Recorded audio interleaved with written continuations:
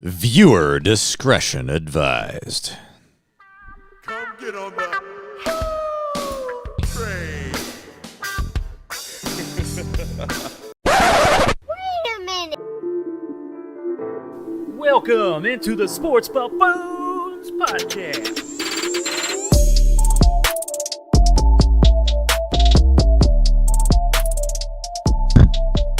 Yo, welcome on in once again.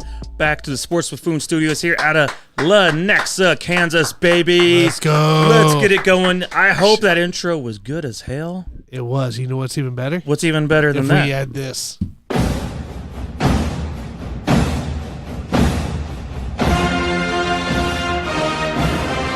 That's what I'm talking about, baby.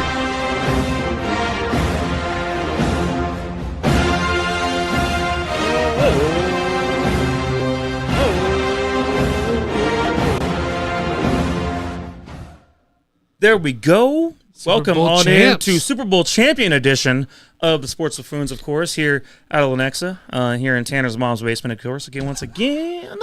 Guys, it is glorious to be here to share this moment here on a fucking Tuesday. Why is it Tuesday and we're here? Tuesday, we're live? Very strange that we're live on a Tuesday. That's so weird, dude. Late at night. This is the late night Tuesday. It's going to throw my week off. You know this, right? Late night Tuesday. Friday's going to be even longer a ways. What do I do on Wednesday now that Tuesday is the podcast?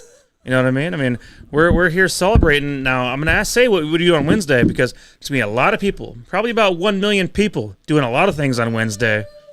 And so I expect that to be going down tomorrow, without a doubt. So I don't know if any of us are going to be there for the parade, but none of us here. You guys planning? No, I'm not going. No. I'm going to watch it for sure and definitely enjoy every minute of it. So You guys don't care about your wives and your girlfriends. That's why we switched the show to today because I can't do the show on a Wednesday night. We have stuff pre-planned already. Like, why we work around the podcast? You're very concerned about Valentine's Day when it is the most commercialized, nonsensical holiday of all time, in my opinion. So, hey, here's the thing. If we told you to be here on Christmas Day, you'd be here. But if V-Day comes along and you love your wife so damn much, you got to skip the show. So here we go on a Tuesday. You know what? Please forgive me. I thought that was a thing back in the day where you actually took your wife and your girlfriend out and you actually have a Valentine's Day dinner. You don't ever do it on the day of Valentine's Day. You guys are actually waking me up to like a new world order of thinking where Jason, it's like you don't do shit. This is where corporate greed comes into play, dude. This is where they get you on these specials. And they rip you off. It's not that you don't do shit; it's that you do shit throughout the year. You don't need to be told when to do shit. You can go out, Mike. No, it's V-Day, guys. You don't need to be told when to do shit. But not on Valentine's Day. Like why is someone telling you have to do something for your girlfriend or boyfriend? You don't have to, though. That's the thing. You could do that shit a week from now. No, so what you do is you just do it out of respect. Right? So if you have a wife or a girlfriend for Hallmark, the people that want to commercialize Valentine's Day, I didn't buy my wife a card. I haven't bought a card for my wife in ever since before we got married. I'll do flowers. But we're gonna go out to dinner and we're gonna do something special. Like what are we, 12 here? We don't do stuff for our girlfriends or what? I did things when I was 12 on Valentine's Day. I would write little cards and give out the candy little cards. You remember to that the girls little cards in school? You put in the boxes and you do that. That's what Valentine's Day is all about: is showing the love to your peers around you. But anyways, no judgment, man. No judgment. I'm sorry. I know you guys are waiting for the trademark JG statement of the week. I'm not going to do it because the only thing the JG boy has to say right now is, how about those Chiefs? Let's go. Talking about. All right. As you guys heard, JG's to my left, Tanner's to my right. And, man, we are so happy for this day we have here in front of us. I know it's Tuesday, you guys. Probably not used to that, so I bet our normal listeners probably are trickling in. Maybe, I don't know, maybe not. They're probably like, what the hell's going on? They're probably confused more than anything. Yeah. Are they really live or are they testing? Yeah, my dad's probably asleep, AC's probably, who knows, somewhere under Starsky, dude, who knows where he's at. Starsky doesn't even know what day it is. He's dreaming about the Bills, right. Buffalo Bills somewhere. He's upset about some awards, Starsky's pissed off about the awards. We'll talk about that later, possibly. I kind of, Starsky, I'm sorry, man. We'll get into it. It went wrong.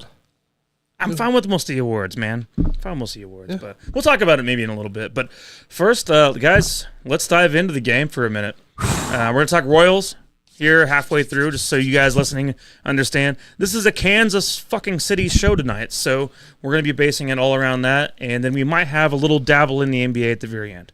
But maybe. But we have the announcement about the stadium, plans for the Kansas City Royals. We'll talk about that. But let's stick to the topic for now, guys. Chiefs went out there and got it done. Final score 25-22. What a freaking epic game, man. I did not expect that. When this game was so tight and so close in the first half of the game, and it felt like no one could really move correctly in this game, the second half really opened up for both teams in a lot of ways. It really did. And I think at the end of the day, this game, and I told you guys before the show last week, was that it's going to come down to coaching. It's going to come down to, I believe in Patrick Mahomes, and I believe in Andy Reid, and I believe in Steve Spagnuolo. I believe in our defense. And so when you combine all those things, and you combine with the adjustments you need to make mid-game, I believed in those guys to make the right adjustments they need to make within themselves to get this thing back on track. But where do we even begin, man? We just saw one of the greatest kicking games in Super Bowl history with Harrison Butker, which is never going to be talked about ever again. Well, you had the longest kick of all time. I know, but you had Moody with the longest kick of all time in the Super Bowl, and we said fuck Moody. And then Butker's like, "Well, watch this," and like that was right. Like to have both kickers at the same time break a record in the game each time, like phenomenal. Yeah, I mean, you had that, and you had the offense struggled for a while. The Chiefs' offense. What's funny about the Chiefs' offense in this game, it reminded me a lot of this whole season, where it was like things were not clicking, things were not going right, the receivers weren't getting open, and it was like that's how it was the whole beginning of the season for the Chiefs. And then it's like the second half, stuff started to get figured out a little more. Rashee Rice is more involved. Oh, what do you know? Travis Kelce exists and has 8 catches and ends up finishing the game with 9 for 92. Right. And then it blows up, of course. And we needed the guys that mean a lot to this team to step up when they did. Let's talk about the offense here. Jason, were you worried at all? Like, we've had each playoff game, the offense starts out strong. The first 2 drives, they're on it. They're scoring touchdowns. They're on pace. They look good. Or were you worried that the Chiefs' offense came out flat for 2 drives in a row to begin with, that we did, unlike we did against Baltimore and the Bills? I was never worried at all in the first half. In fact, I really cared very little about the first half because I noticed that the 49ers were playing amazing defense, but also the Chiefs were playing really good defense as well. And so when I watched the first half, I just said to myself, this is going to be a defensive battle. We knew it was going to be a defensive battle. And it's obviously it was a tale of 2 games, first half, second half. But when you've got Mahomes on your team, a guy who has already come from behind from 10 points deficit in 2 Super Bowls, and now all of a sudden you're coming from behind again, 10-point deficit in the Super Bowl. I didn't really care too much about the first half. I just thought that Niners were playing great defense, Chiefs were playing good defense. It was a dogfight, and that's how it should be when you're talking about the first half of a Super Bowl. And these are 2, we're talking about 2 top 5 defensive teams in the NFL. That's what you should expect. You should expect a low-scoring game. Okay, so all these people that were just trying to think that this is going to be a high-scoring game are like, no, these are 2 elite defensive teams, and we should respect that. And things aren't going to pan out until second half, fourth quarter, overtime, what have you. Injuries. I mean, if you're getting a wrinkle up your ass in the first half, like, I feel sorry for you, dude, because like it was just too early in the game. But I thought both teams played well in the first half. I thought the Niners defense was amazing in the first half. They played well the entire game. I take nothing away. Honestly, there are a lot of people talking shit about Shanahan, talking shit about, the 49ers and Brock Purdy. I mean, they played a good game. They played a great game. They actually played a really great game. We're going to get into this a little bit later because you can play a good game. You can even play a great game against Mahomes, and it might just not be enough. So, what do you think the impact with Greenlaw going out the way he did, like just coming off the sidelines, big impact player for the San Francisco defense? you gotta take some account. Like they missed him out there, unless he was making play after play after play. It does before he got injured. It does, but when he came off the field, the first thing that came to my mind was, when you have an injury like that, the first thing that happens is people think that, oh, well, whoever the team is that is going up against the injured player, that team's going to do better. That's not where my mindset was. Yeah. When Greenlaw came off the field, I was like, that's going to rally the troops. That's going to make that defense play better. That's going to make the 49ers play better, because like that, when you lose a guy like that, you've got to play better. Like, you're basically a wounded animal at that point. And so I thought that would kind of make the 49ers play better. And, the 49ers, again, I feel like they played the entire game. I really did too. There was never a let-up. I really did too. There was never a let-up. They played well the entire game, offensively, defensively. I mean, you can say what you will about Shanahan. They didn't do anything wrong, dude. You can talk about the overtime shit. I don't care. Okay? You go for points. And even Mahomes said it. I was watching Mahomes in an interview where he said, if the Niners would have scored a touchdown, we were going to go for 2 anyway. Yeah. Well, Chris Jones said that too. Yeah. So I don't take anything away from Kyle Shanahan for taking the ball first, because you're trying to win the game. You're trying to keep Patrick Mahomes off the field. They obviously took the ball first in the overtime. Should have probably tried to go down and get a touchdown. But the whole point of it, when you're living in this era of Patrick Mahomes, you're going to keep that guy off the field. You're not going to give him the ball first. I do not care what the overtime rules you're are. not giving him the ball first. You're going to keep him off the field. And so I personally feel but I'm like... also scoring a touchdown. I can tell you that much. I feel like they did the right thing, and I think this whole thing is overblown about how Kyle Shanahan should have deferred. I think it's all don't bullshit. think so at all. You're not going to change the outcome of the game based on that. Your defense has stopped the caliber, legendary caliber quarterback right now. Play in, play out, drive in, drive out, and you go down and score. You go down and score. That's your job in the end. Is go down and score.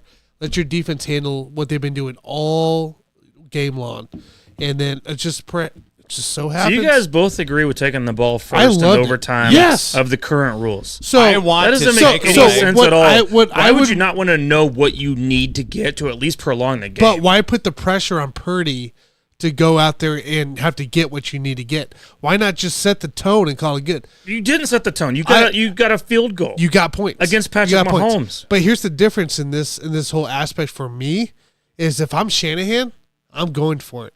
And I'm but you couldn't go for anything. If you don't score a fucking touchdown, you're not going for shit. You're getting a field goal. Again, you get 3 points. No. You lose. Good day, sir. No. I'm scoring a touchdown no matter what. How? If you're facing touchdown or nothing. You're playing the touchdown best, or nothing. The best defense. Touchdown or nothing. You're playing the best defense. But in the that's the entire whole point NFL of getting the ball year. first, dude. The best against the number 1 defense in the league, Tanner. Touchdown or nothing. You've already just put it up twice. Oh, it's gonna walk down there, get a fucking touchdown. You go put for it 2. up twice on him. You're not playing Bob Sutton.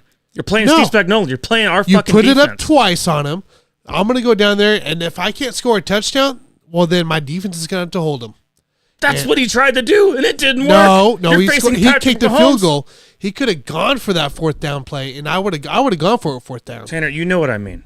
I know what you're talking about. I know what you're saying. I think that's bad decision making. I would have totally done it though. I don't blame him at all. Set the tone. Why put your pressure on your Mr. Irrelevant, your quarterback? Because why do it? What do you mean? Why put the pressure? Why put the pressure on him? Put the pressure on your defense to make a stop. You want to put the pressure on Mahomes. No, you want to put then, pressure Tanner, on that quarterback. You want to put the pressure on that offense that hasn't performed all year long. When 4th down comes along for your offense, we can't kick a field goal because we need to get a touchdown, obviously, because we're down by fucking 7 or 8.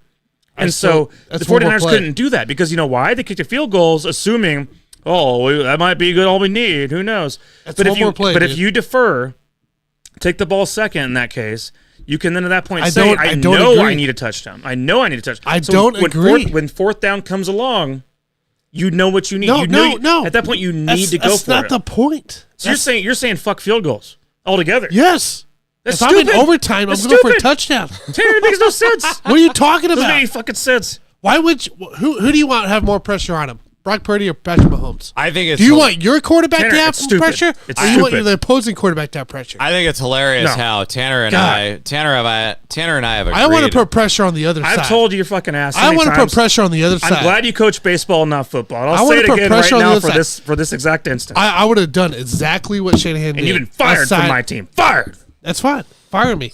Fire me for putting pressure on the legendary quarterback. I find it hilarious that Tanner and I actually agree on something for the third time It in the is history weird. of this fucking It is show. weird. That's fucking amazing. And We don't and do it's this It over. normally. kind of bothers me that you agree But- about this, though, actually. No, I just think I'm not that surprised Tater does, but I feel like in a way, Starsky says he's deferring as well.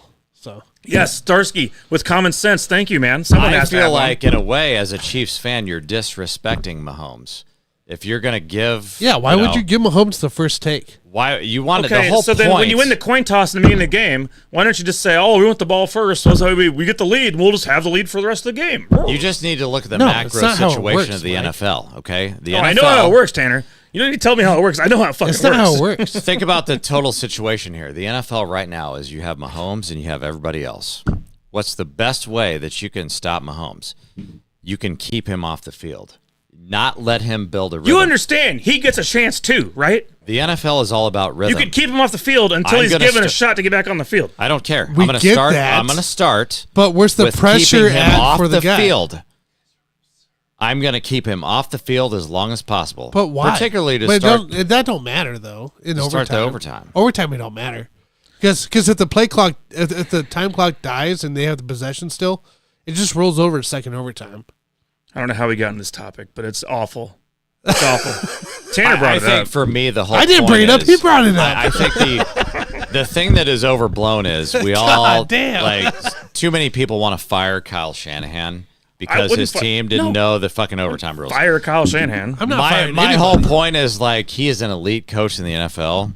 You know, Brock Purdy is probably the second best quarterback in the NFC. We're not going to fire these guys, okay? They just ran into Patrick Mahomes. It happens. And a lot of times when you're going up against Patrick Mahomes, the strategy, guess what, boys? Strategy doesn't matter. When you go up against the Reaper, you can think that you did something right or did something wrong. It don't freaking matter, boys. But here's the thing: if Patrick Mahomes runs down there and throws a touchdown to Mecole Hardman, at that point you get the ball again to give it a shot, and you now Again, know what you need to do what to do you- win that game.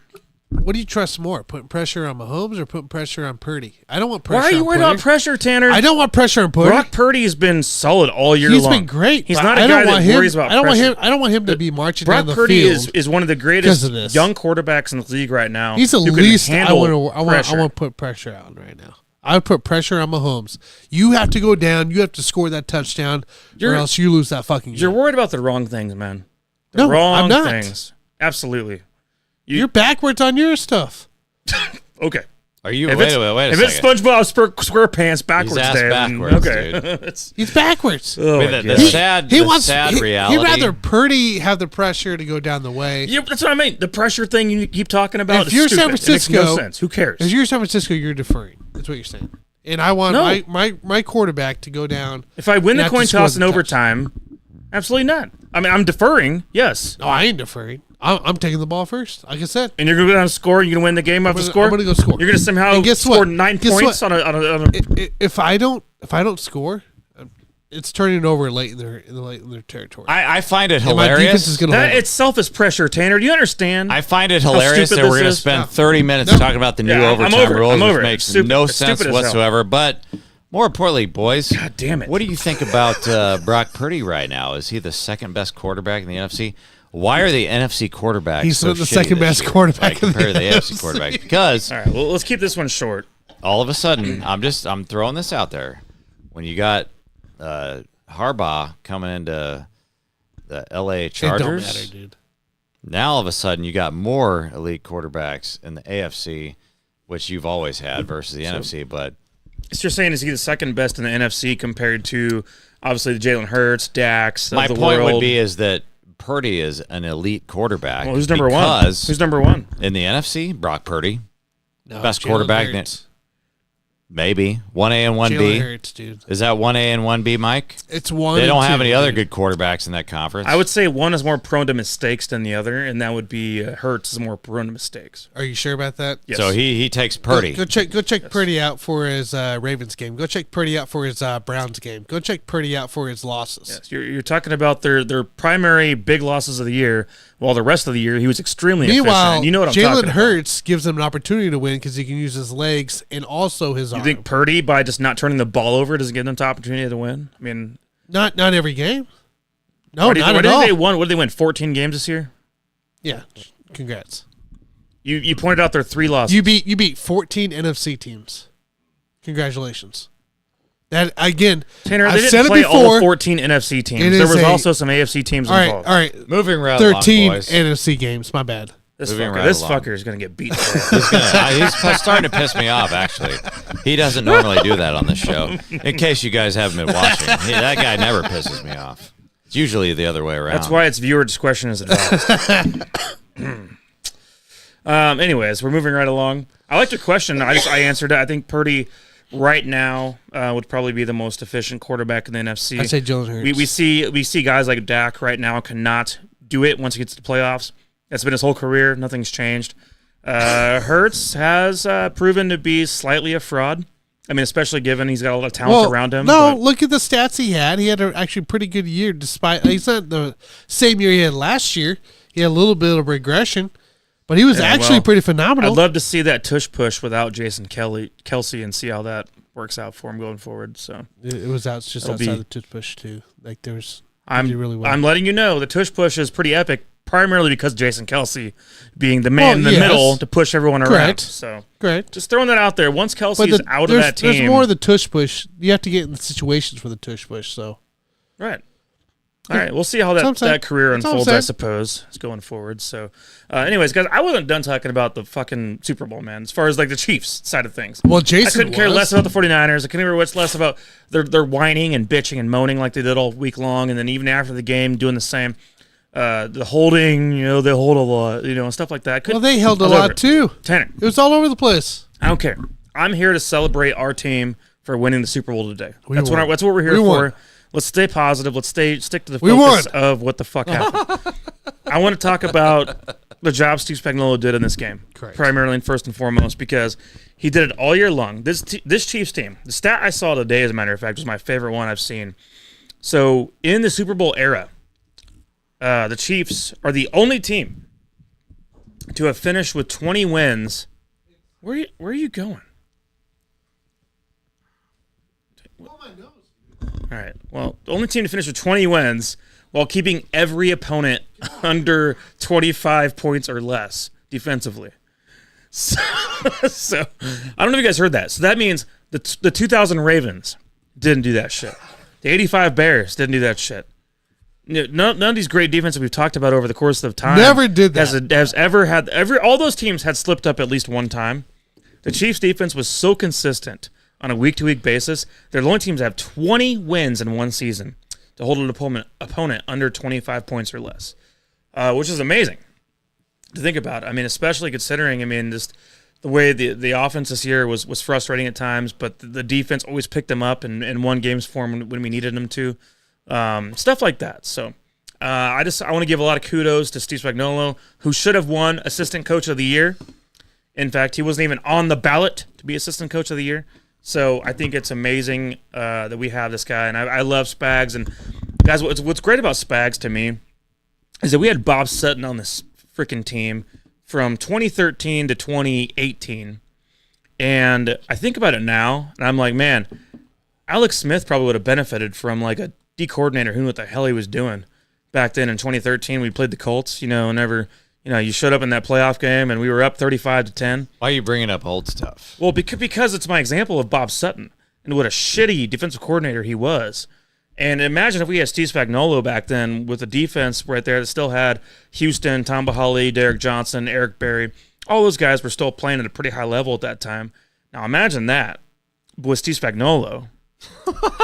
we would not have. It would have been we over. might have given up a few points in that game. Over. But that team would have won a gosh darn playoff game against the Colts in that case. We would not have given up 35-10 ended up losing.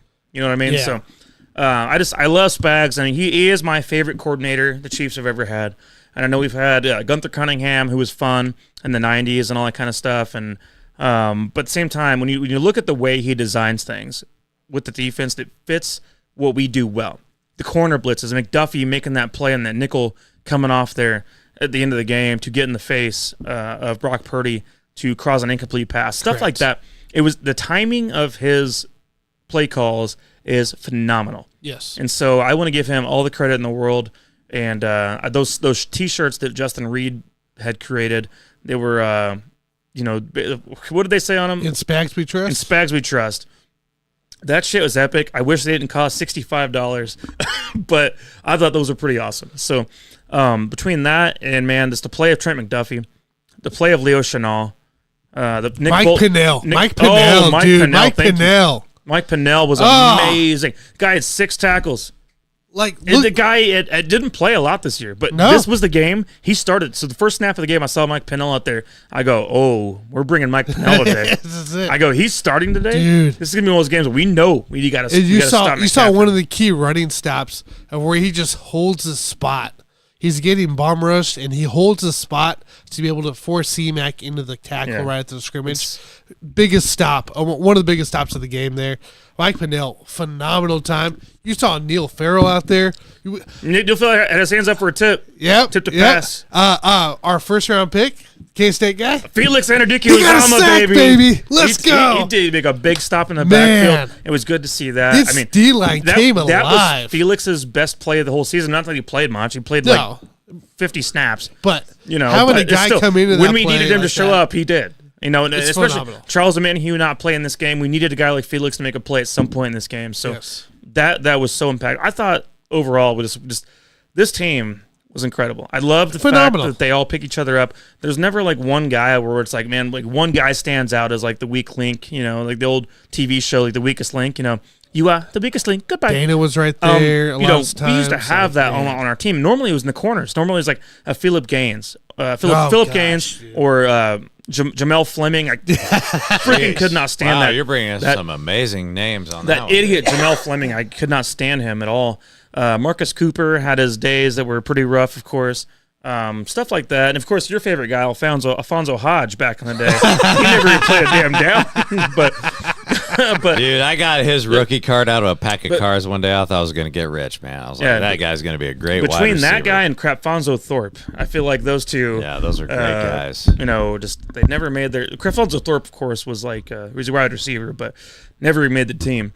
But I thought it was amazing that this team has so much depth to them. Mike Edwards, of course, coming in. Deion Bush had the interception in the playoff game, and it's just like, man, think about this team. And I feel like Spags makes up for a lot of the weak parts of this defense, especially on the D line. I feel like the edge rush. I mean, Carl Loftus is a hard worker. The guy's a great hard worker. He took a lot of the pressure actually away from the line a lot of times during the game. But here's the thing: if you were to give Spags a D line like they had Nick Bosa and Chase Young on it.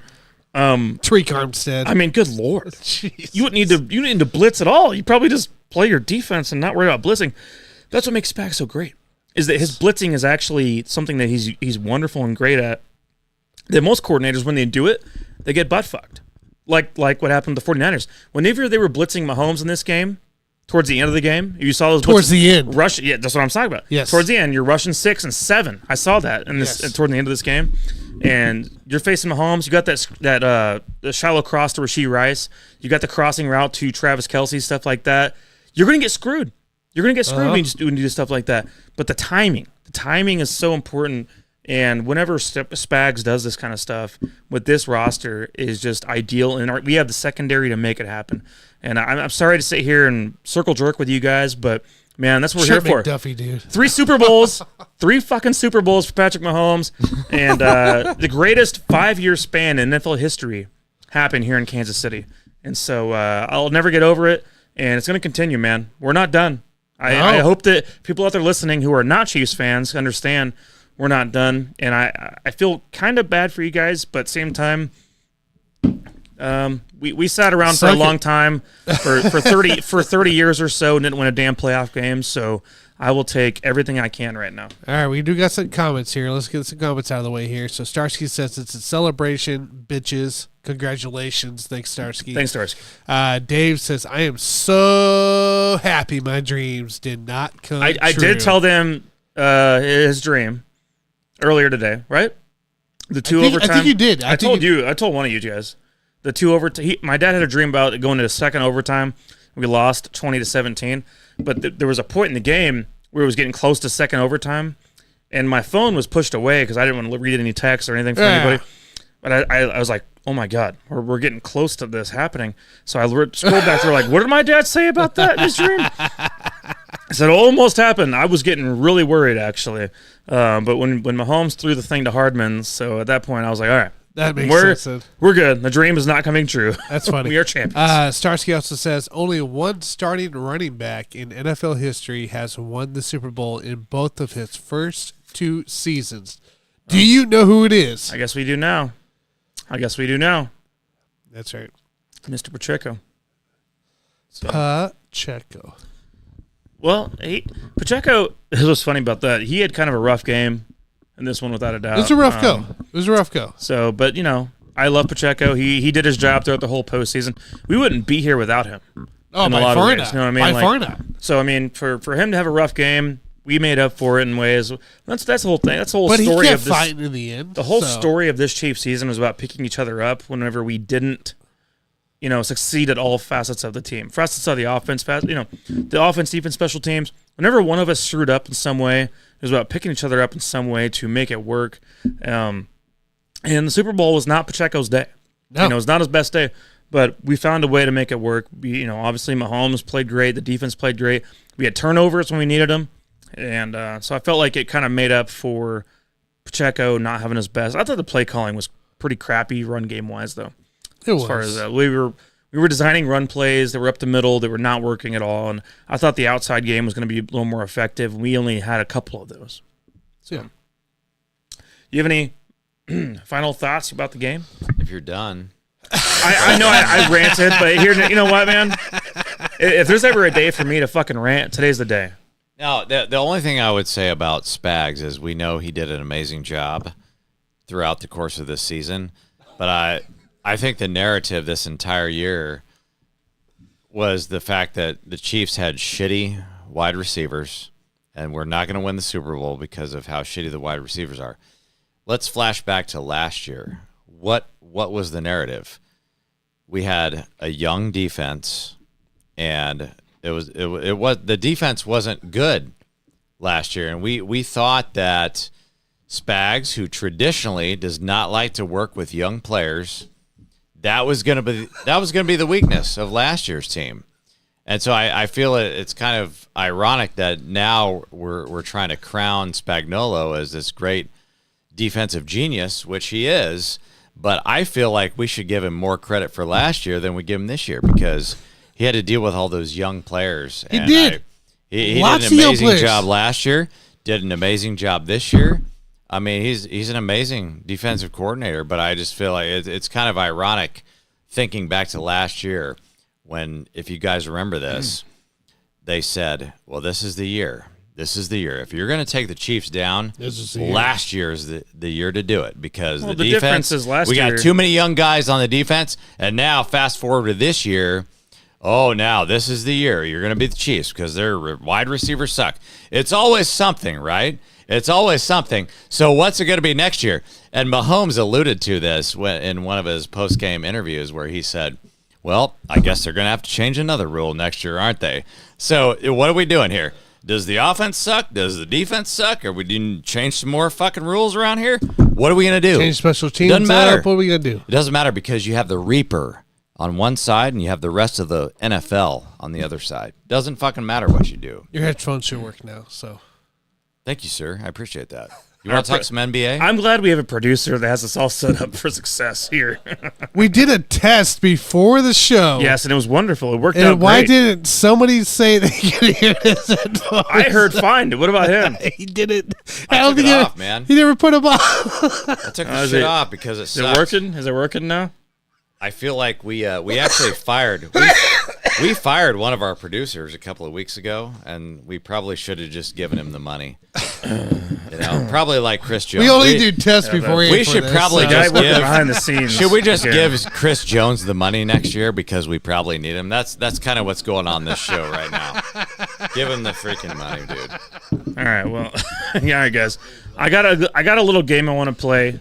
Oh boy, within the team. my game. Within the team, I know we're jumping ahead a little bit, but we have a lot of free agents, and I'm not going to go over all of them, but I'm going to go over a lot of them, and we're going to play a little game of cut or keep. Now, it's not necessarily cutting if you're a free agent, but basically, are we going to let him go? Or are we going to keep him? So we're just going to use the terms cut or keep. I'm going to go down the list of each one. You cannot use the franchise tag on any of them. I'm not going to allow that. So just so you're aware of that going into this. So first one off the list, you guys, L'Jarius Sneed. We're going to pay his ass. We're going to cut or keep. Keep. I'm going to keep him no matter what because there's another one or two people that we know we're going to have to get rid of. L'Jarius Sneed is he not the best corner in the league? I mean, at this point, if he's Outside not corner, physicality. I mean, he's one of the best in the league. I am keeping him, He very, allowed very versatile. 4 touchdowns, 3 touchdowns. and I this feel year. like Well, you can Yeah. afford him, and Yeah. that's the guy that you want to pay. yeah. I mean, Sneed's been great since we drafted him. Yeah. I've been a big fan of Sneed ever since day one. Next on my list, I got Mike Dana. Cut or keep? Cut. Cut and Dana, huh? Yeah. Okay. I'll keep him. I'm going to keep Keeping him Dana? because I don't give a I fuck. don't like it. I feel like Dana's going to get a cheaper contract if that means anything to you guys. I feel like it's not going to be anything overpriced. Does that matter to you? No. I like him. I think you I get like a- him, man. guy in the I want draft. to keep the guy. I think you get a guy in the draft. Okay. All right, man. I feel bad for him because I feel like he's been a really good I do team. too. I feel like he's been a good teammate. He's gonna for the get whole he's gonna get a starting position time he's been somewhere here. too. So Next on my list, we got Donovan Smith, left tackle. I'm gonna cut because he's already looking outwards towards this next area. So Okay. Yeah, you're going to cut him. He's A little gonna go to bit, the little bit Jets. older player, and I think we can replace him via the draft. I think Wanye Morris was part of that process of trying to Yeah. replace him. Yeah. Morris has a lot of work to do, man. He's not ready yet. He's not ready. He's not ready. but I would. I mean, so what I But- would want to do, I would want to keep him, but I'm cutting he's him. not staying, dude. I'm cutting him. It's just too old, man. I get it. Next on my list, we got Mike Edwards, safety. Keep. Oh, you got to keep him, man. I I'll love keep him. him. Yeah, I keep him. I thought Keep. Edwards was great this whole season. Loved him. Play phenomenally. Was very impactful throughout the whole season and trustworthy. Next on my list, we got Willie Gay. Cut or keep? I'm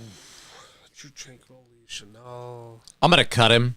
I just think that I appreciate what he's done for us, but I feel like you can replace speed in the NFL, and that he was a speed guy. He's I just he's feel faster like than most. He's not just a He speed is. guy. He's extremely athletic. I just feel like he's a guy that could get more on the open market, and he's also a guy that has missed a lot of games. He's missed a lot Injuries of games are for a us. factor, yes. And you guys know me. I take that shit into account, and so unfortunately, I'm gonna have to cut him. I've enjoyed Willie's time here, but I have to cut him too.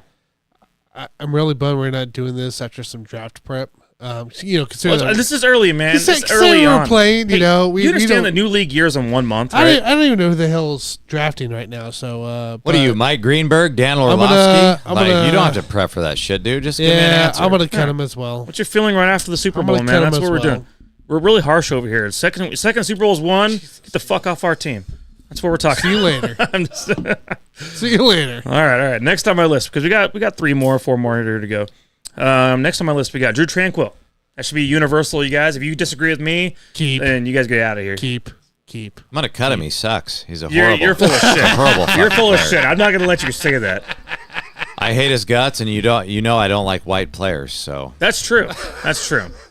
Well, were you happy, by the way, that you got to see the Black National Anthem for the Super Bowl? I did. I was Did you very happy. like that? I was very happy about that. Did it make you feel very included in the whole game and sport itself? I Yes, never I did. saw it. I enjoyed it. Well, I'm texting him. I never saw look, it. This is not about you. It's about him. I'm just saying I never saw it. You understand? I heard about it, He's but I never saw 1% black. You understand that, right? I'm aware of what he is. I don't was think- a little I bit think you're just pissed a white off. boy, so. I was pissed off because I got pissed off because I heard there were some people in the world that took a knee for that. That really pissed me the fuck off. Oh, really? During the black national Yes. anthem? How does that But happen? to your point, I was joking. I'm Wow. gonna keep Okay. Drew tranquil. Good. Thank you for asking. He's a good white boy. I like him.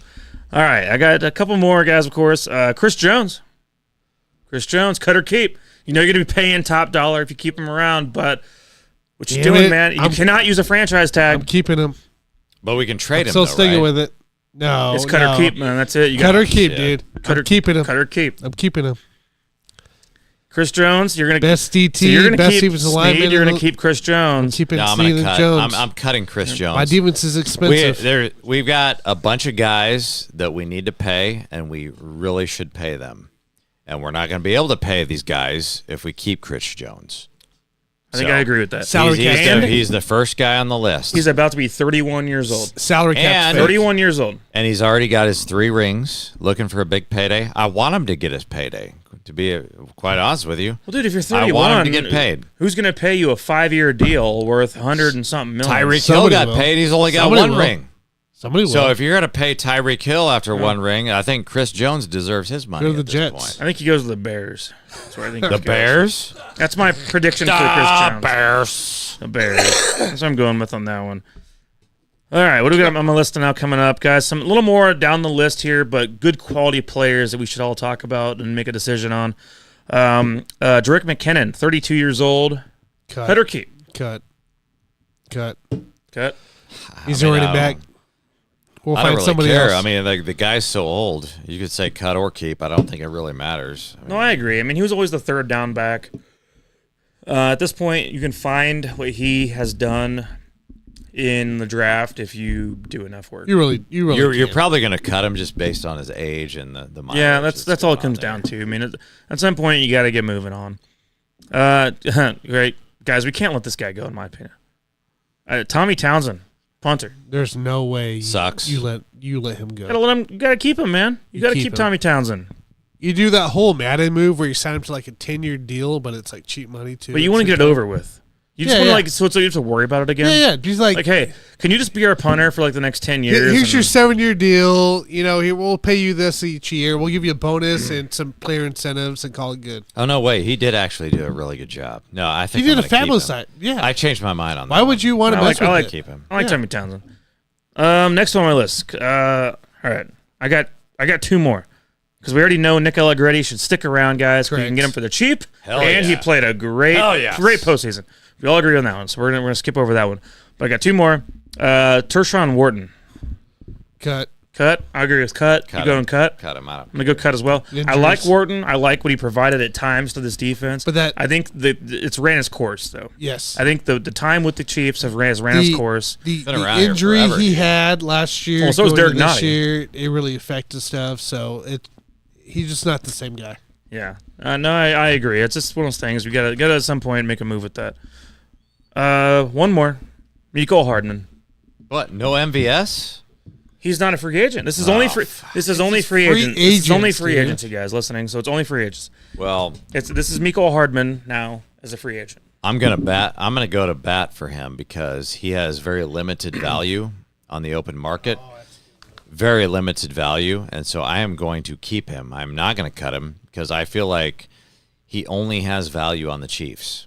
And if that's true, then we should be able to get him on the cheap. And I Yeah. love him. I love him on the Chiefs. Hardman should be aware of that himself. And he sucks. He should know that himself. He sucks everywhere After what else. he did last offseason.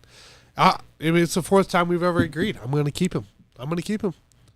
Yeah. I think Why would you? Mecole, he's the guy who's familiar with Mahomes' system. Yes, I know Is he he's not the fastest guy on the team right now? He's not phenomenal route running, At but, this he point- will. at this point in his when we career- but lose- he's serviceable. Is what you can. He's serviceable. when Willie Gay don't is know. gone, he will be the fastest player on the team, most likely. Well, my thing with Hardman, he's going to probably get a contract offered about $1.5–2 million for the year. If he turns that down, he's fooling himself. I mean, I don't know who else is going to offer them to do anything because he is a guy that fits well. He knows our system very well. Of Yeah. course, we run the. I was surprised to see that deep downfield throw by Mahomes went 52 yards, in the game. But it's one of the things where with Hardman, he just fits so well within our system. It's just too bad he's not as great of a wide receiver as we'd always hoped he would be back in the days when we first drafted him. So it is what it is. But I would take him back. Ball, though. He caught the damn ball. I would take him back on a bare minimum vet type contract. He reminds me of Antonio Brown when Antonio Brown caught the ball in the Super Bowl. He reminds you of Antonio Brown. Yeah. You got CTE too? Yeah. You got CTE? I mean, Antonio You want to talk Brown. about that? Did Antonio Brown catch Here we the go. ball in the Super Bowl? So you got There we go. CTE as well then, huh? You like Mecole Hardman. Why- You think he's a better how wide did receiver? You like bring- Antonio Brown, How huh? did you bring AB into this conversation? Because he it caught re- a pass in it the remi- fucking Super Bowl, It reminds dude. him of Mecole Every Hardman. time, everything reminds me of him of AB, dude. Mecole Hardman, you thought Everybody. in the world thought he was a useless player, but he caught a touchdown pass in the Super Bowl. You bring up anything remotely You close thought to the AB. same thing about Antonio Brown. So what's the difference? You can bring up Colin Kaepernick too. And that's What's the why I difference? said JG also has CTE. So it's too bad, man.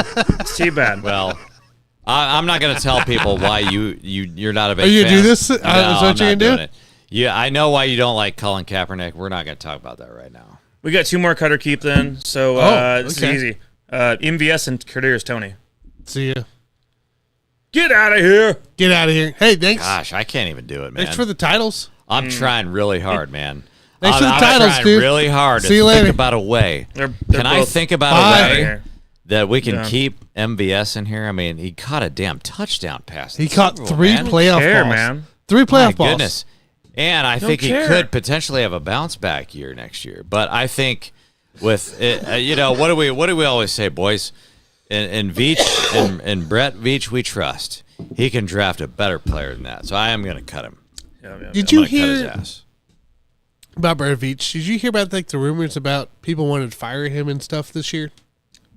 I don't know where that really came from.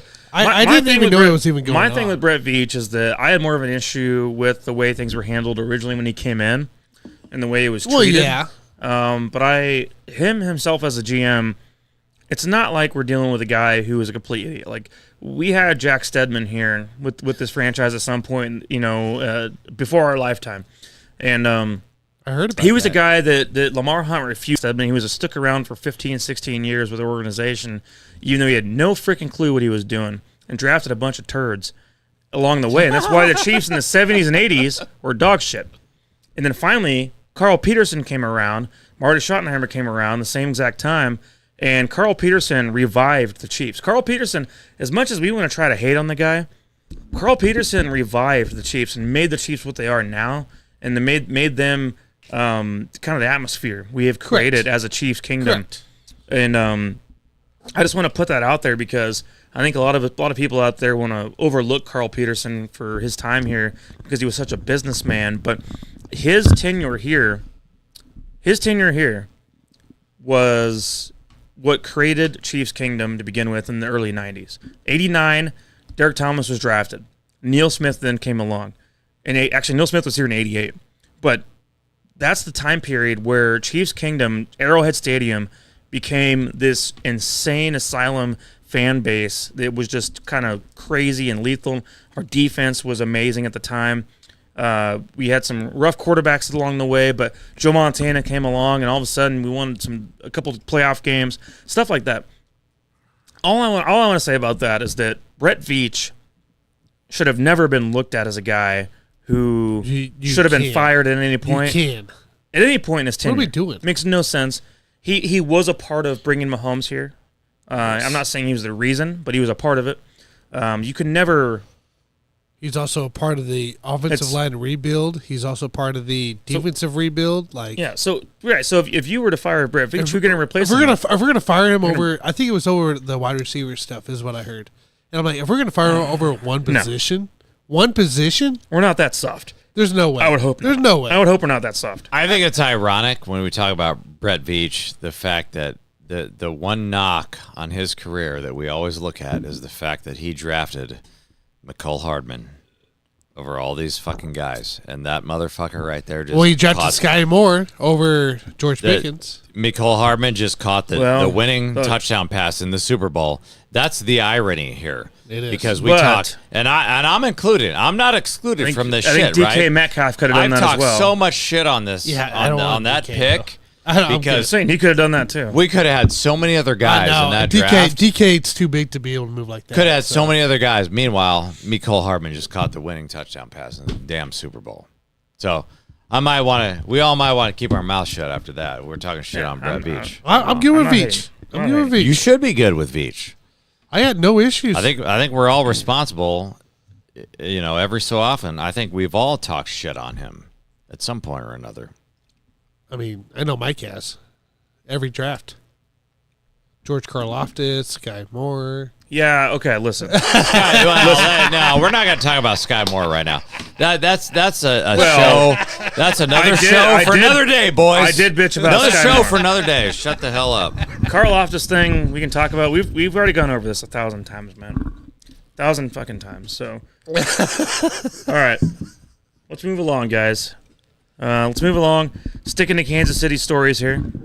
The Royals Stadium proposed to be built. It's supposed to be in the Crossroads, is what they've officially announced as of today.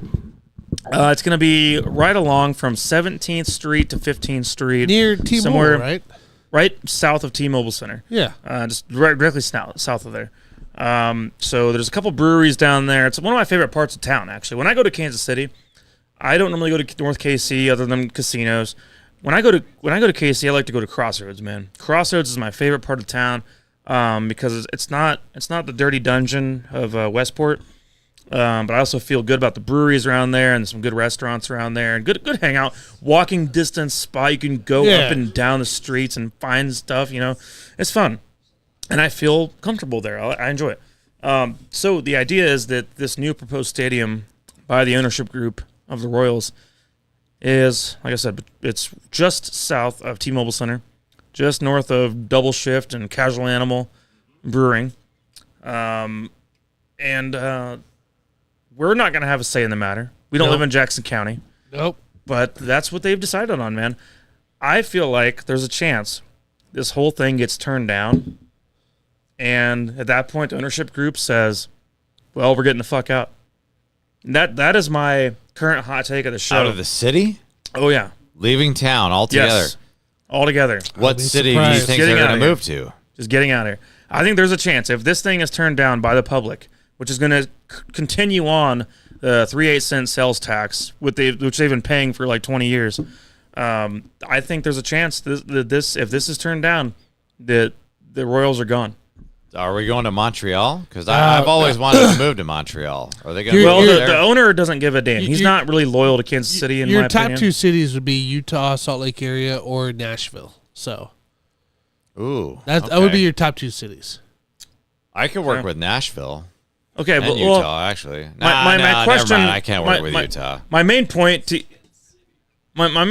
you guys to bring this up is because I want to know what you guys think of it. What do you guys think of the situation at hand here with the Royals? Clearly, they have no interest at all in staying where they're at next to Arrowhead. It's gone. And It's not even an option. Yeah, there's no option there. It's out of that It's out of the option. for some reason. They want to have a downtown stadium, and you're gonna like it or you're gonna leave it. And in my opinion, that's the way I see things. So, what do you guys feel about this? I think it's horse shit. I mean, my first two options from the very beginning, boys, was you're either going to go to North Kansas City or you're going to go to the Kansas side. I couldn't give two shits less about where you're going to sit on the old. Who gives a shit about the Kansas City Star building? I don't give a shit about that. I don't want to travel down there, and I don't give a shit about the East Bottoms either. And nobody has ever given it. Like, we sit here, we listen to this shit on the radio every fucking day, and nobody gives a East shit. Bottoms? The East Bottoms, yeah. Nobody gives a shit Where's about the those East two Bottoms? parts of town. Well, that's the West. That's the West, Bottoms. isn't it? So my whole point is, like, when they brought up North Kansas City, they brought up the Kansas side. Those things were realistic, okay? Because people on the Kansas side have been pumping money into the Royals for 3 freaking decades, okay? That's where they get all the money. And quite frankly, that's where the Chiefs get all the money, is from Johnson County. Oh yeah. Now, I'm just like, what are we doing here? Like, I don't care if we're debating between the East Bottoms and the Kansas City Star building. Do you really think that the general public actually give a shit about that? No, we don't.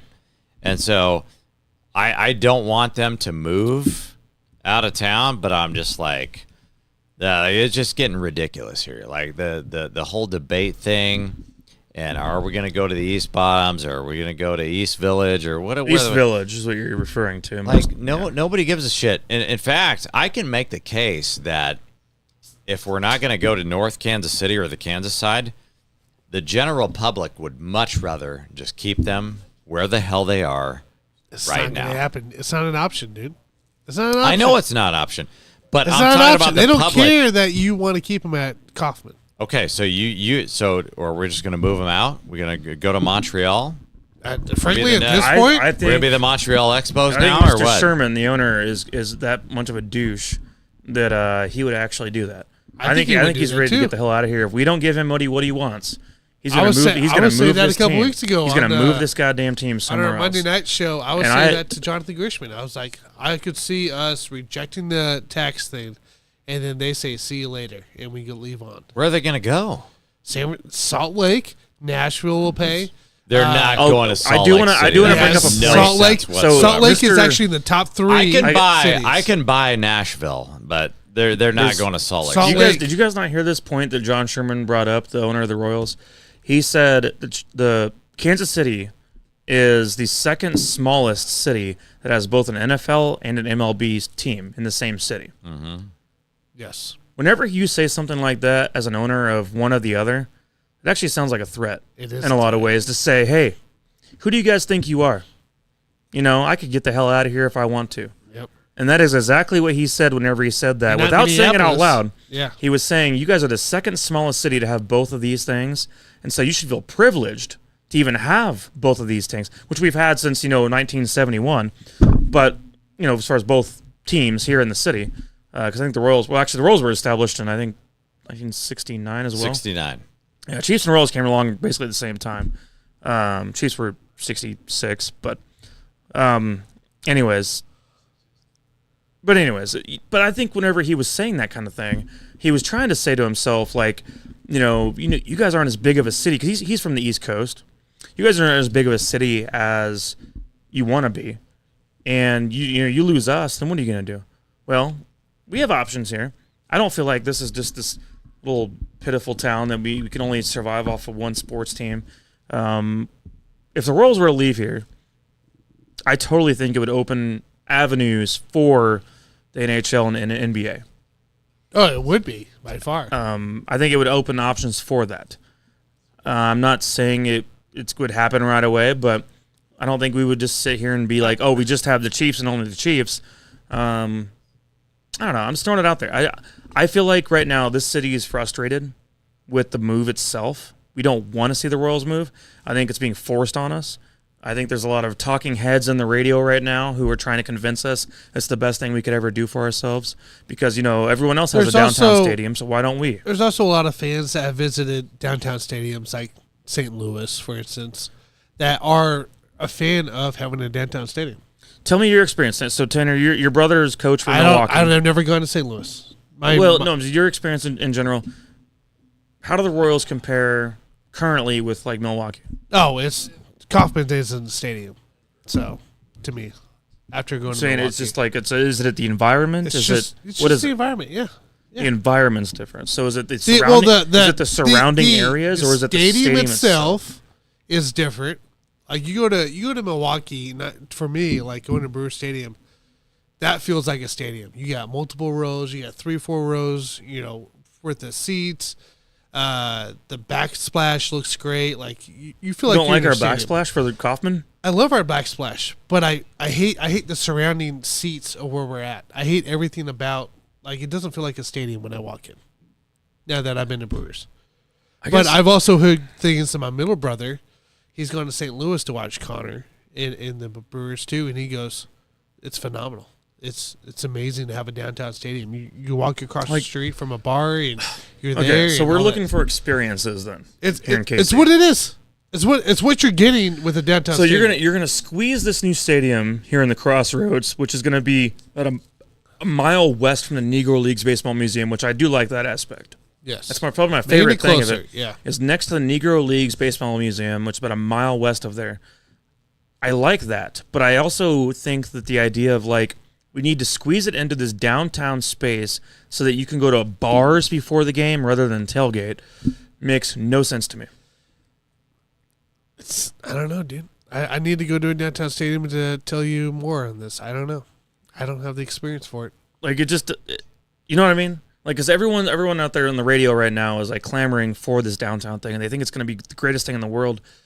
I don't really care for being like every other city. I don't really care for that. Like Kansas City is known for tailgating. We're known for hanging out, throwing the ball back and forth across a 30-foot parking lot, and having the room to do that without a care in the world. You got to think this too, right? So having a downtown stadium with the MLB, you mentioned moving out of the city could open up avenues for NHL, NBA. Having a downtown stadium right next to T-Mobile Center opens avenues for NHL, NBA. It really does. So you're saying being connected, which I will say, so having another professional team like that in your area where you want to be in downtown. Because let's be real, like if KC was to get an NHL NBA team, we're going to T-Mobile. So what do you do during? So okay, I do like the idea of this. So that you saw the connecting bridge basically between both the new Royal Stadium, which will never be called Kauffman, unfortunately. I guess we're just gonna tell the old owner to go F himself. They're going to call it David Glass Stadium. Mr. Ewan Kauffman, I'm sorry for just not giving a damn. They're going to put a statue of him and call it good. Southwest Airlines. Because Mr. Sherman Stadium. couldn't care less. You know what he's going to do? He's going to put David Glass. Franchise, David Glass Stadium. That's what I love so much about the Chiefs too, is that no matter what, the Hunts are going to be involved forever. Until we all die, the Hunts will be involved in some kind of way. But anyways. So there's going to be a connecting bridge that goes from the Royal Stadium to Power and Light, essentially. To T-Mobile Power and Light area. So here's maybe what they're thinking in regards to doing that is that the evenings that we have a Royals game and an NBA game, if that was to ever happen, then you have some kind of connecting thing. That'd be the best day of my life. That would be amazing, right? That would be a lot of fun, wouldn't it? Yeah. I mean, see the Royals on a Sunday at noon and then go walk across at 6 p.m., to watch the KC Kings or whatever, That would be the best day of my life. Wouldn't that be cool? That would be cool. I would make the point. I would make the point that if we don't make this happen, if we don't make the necessary renovations to downtown and make this thing happen, I mean, we all know that downtown Kansas City is an absolute shithole. Nobody ever wants to go down there. It is. And they never will. Can you imagine if this deal falls through and the Royals leave town? Now what do you have? You got a giant piece of shit in the middle of downtown. All those shitty ass buildings that have been there for fucking, and they're getting demolished 50 fucking years, which should be demolished for the new Royal Stadium. But if that doesn't happen, I mean, who's gonna want to come here, dude? But see, this is the nobody ever. That's the answer to that question. You gotta think about it too, nobody ever. What Sherman was talking about a couple years ago when he started mentioning all this stuff, and he wants to, a parallel district style and everything like this. This is actually the right move for his vision because you don't have to build another Power Light district. We don't need another Power Light district. It's right there. So having it that close to Power Light is the right move. Like this is the right spot for it. We don't need to have another separate section just for the stadium. Build it. I would say build it and they will come. If you build it, they will come. Well, they would. Also, you win some fucking games and they'll come too. So, that's why we signed. That's probably something. That's why you signed important. Bobby Witt. That's why you signed the starting pitcher. Factor in this is Adam Frazier. In 2013, 14, 15. Hunter Renfroe. 2013, 14, 15, when the Royals were building this young roster with Eric Hosmer and Salvador Perez when they were young, and Mike Moustakas and Lorenzo Cain, you build that up, and all of a sudden you bring in James Shields. We're gonna show up. What I tell you, seven seasons of 50% and over winning percentage for you and me. Here's the thing, 34 years. Tanner, you brought that up, but you said 7 seasons of over 50%. I thought to myself, screw that. How many years have we been to the playoffs since you and I have been alive? 2. 2 times, Tanner. 2. 2 times we've been to the playoffs in 33 goddamn years. 2. that they've been I was around. impressed with 7. I didn't think we actually were anywhere remotely close to that. Well, because most of those years were like 83 and 79. No. I was going from when you and I were born. Right, So and years above 500. is what you did. 90 and Which above. is the same as me because I don't remember any of the bullshit before like 1985. So- Like I don't so, even remember it. 78 and above, we were 14 seasons of 50% or more than 50% winning of seasons for wins. 14. We've been alive for 34 years. You've been alive for 47. But I can tell you right now, after 1985, the only thing I gave a shit about was Bo Jackson.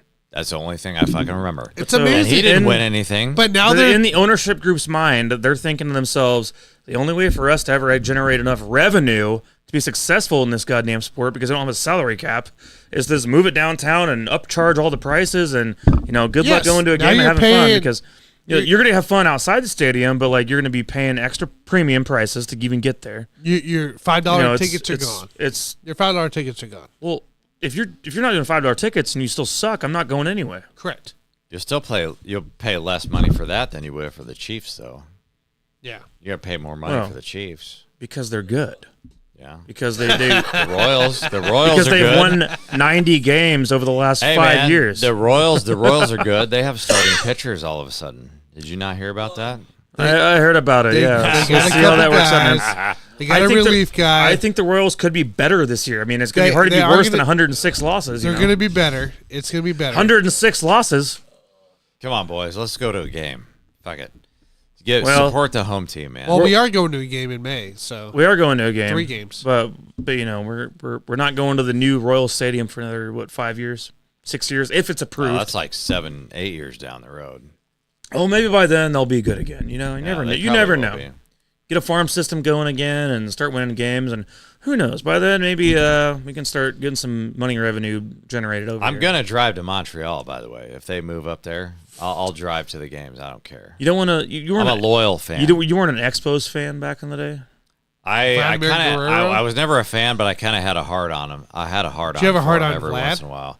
I just like the baseball caps that they No, had. dude, you got to have Vlad. They did dude. have cool logos. The Expos did. Yeah, they I had thought a they had cool. They had a logo, cool They, logo. did. They were a cool city. Yeah, I kind of like that one. They did well. We got a few comments before we move over to our next topic, I guess. All right, let's see here. Dave says Peterson also made us bench Gannon for Gerback. That's very true. I know. Hey, look, we all make mistakes in our life, and Peterson's one of his mistakes was that one. I think we all called that one. Dave said it'll be 5 to 10K fewer seats without the parking availability. Yes, so that's the thing. So That's the ridiculous. The seating for the new Royal Stadium is proposed to be 36,000. Is the That's max, and that's ridiculous. including standing room only. So 34,000 seats itself, with 2,000 That makes assumed 0 sense. for standing room. You make Listen, you make it's a new 2,000 stadium assumed- so for more seats. 34,000 actual seats are the proposal. You make a new stadium to have more seats. That's the whole point of a new stadium. Well, less seats are going to upcharge more, and if you suck, you're just going to be an empty stadium playing in front of bars. I mean, it's like you're gonna be playing in front of bars. Oh if my you suck, I mean, no one's gonna want to see that shit. Tanner So. loves that Dave- shit. He loves that idea. Dave says team better start winning or empty stadium no matter where it is. So I'm at a point. I'm so frustrated with the Royals and their ownership right now. I'm at my own take it or leave it mindset towards the team, and I hate the idea I of can't that. believe this But shit. my family has a Royals history of being a fan in that way, and it goes deep with that. But I'm at a point right now where basically, like, man, either get it figured out, or if you leave, I'm cool. I can live without it. I can live without it at this point. It's that frustrating to me at this point as a fan.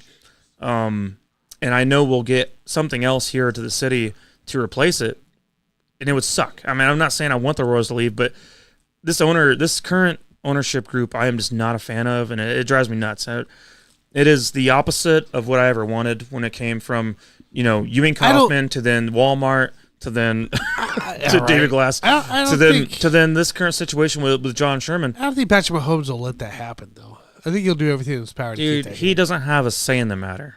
I think he has enough. He's part say. owner, didn't He's- he? Is What is he he, on like 2%? No, dude, yeah, I think it's like 0.7. Right. 0.79% That's probably ownership. pretty. dude. They should probably 0.15. listen to that dude, man. Oh my god. It's Patrick I just- Mahomes. You should probably listen to him. I don't know. I'm irritated. I think we were all irritated as a city about the Royals. I'm getting tired of listening to this fucking shit. Honestly, like, Well, get build ready the for damn- more. None Build of the the damn Chiefs- stadium and get it over with. Football's over, so now is all we're going to talk about. Because here's the thing: the vote is April 2nd for Jackson County. Jackson County has the vote April 2nd, and so at that point, we will then have a better understanding of what exactly is going to go down. If it's denied by the city, by the proposal, There's it's going to be no some way. crazy There's stuff. no way they're going to vote against that. Dude, there's a lot of people out there that don't like this shit. Frank White don't like it, so Are you serious? Oh, Frank White. Frank White doesn't hates like it. it, dude? I think Frank White was he's too the rejected Royals altogether. He's rejected everything the Royals and Chiefs. Move have it on proposed. out and change their name to the Expos, Yeah, and I'll drive up there every once in a while. Fuck them.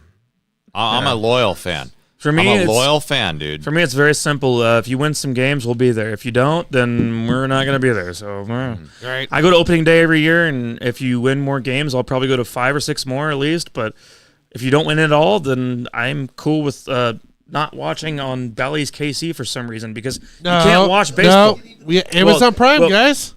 Okay, Amazon Prime is showing Amazon them. Prime now has Royals. I can coverage. watch the Royals baseball now. Well, up until this year, you couldn't. No, until this year. Until this year, like you couldn't watch the I- game on. You know, they used to be on UPN. Yes. Remember UPN, yes.